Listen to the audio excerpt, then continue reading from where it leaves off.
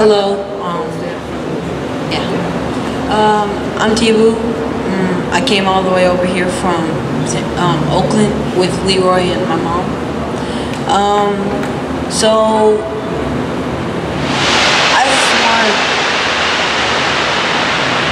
just want to talk about how police officers, how basically what they kind of represent. So originally, police officers were in around the 1800s were slave masters, and the people who hunted out after slaves when they escaped the plantation, and then they morphed into police officers later on around the 20th century, and so it's sad to see all these names on the t-shirt, on the back of your t-shirt, to see how many names there are, even more sometimes, because that was only between 2012 and 2016, and to have all these names all back down to the t-shirt, that's a whole page, and there's more I've seen, and I've been to protests most of my life. I've been to places where I've seen devastation by police brutality. I've seen police beat people up. I've seen so many stuff because me and my mom would go to action sometimes, and it's just police officers. They realize that if they keep us they keep us protesting like in these small places, they can have a control over us because they see us.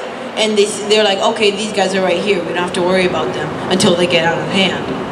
And it's a strategy, really. It's like a chess game, because you see a pawn, and you know that pawn is right there. He can't move if he's blocked by another piece. And so they throw different things at our way. They throw obstacles. They throw all kinds of different things in our path. But so the main thing is that we have to run right past the obstacles.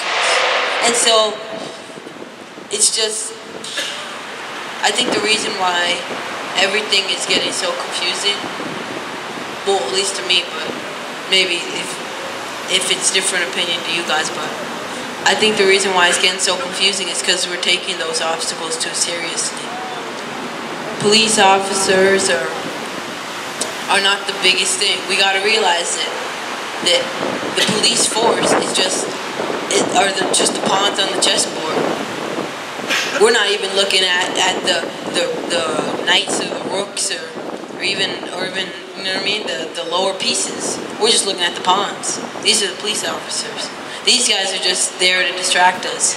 The companies, the government, all kinds of things are just up there looking down at us, and we're just running around here like chickens with our head cut off, because we see the police officers, we see what the damage they're doing, and it's horrible. I get it, but it's like all of the companies, Chevron, the Dell oil company, all kinds of companies are just destroying the earth. Like in the Dakota pipeline in North Dakota, they're talking about how they're about to make the pipeline right in the middle of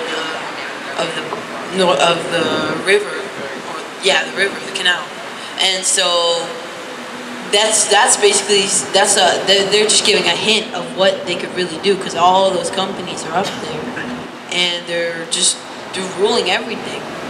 I really think my personal opinion is that the companies have a higher authority than the government, because see, where does the government buy all their weapons, buy all their guns, buy all their paper? They buy it from the companies, because that's who controls everything. And so, I realize this, but after all these years of the government like just going after the people, we always were looking at the government, trying to fight the government, but we didn't realize that the companies were ruling in the background. We didn't realize that the companies were silently building up all this money, silently like building up armies and countries and buying countries. So because they're prepared, they're way prepared. So I just came up here to just tell you guys who was really behind all the police and all the government. So that's kind of all I have to say.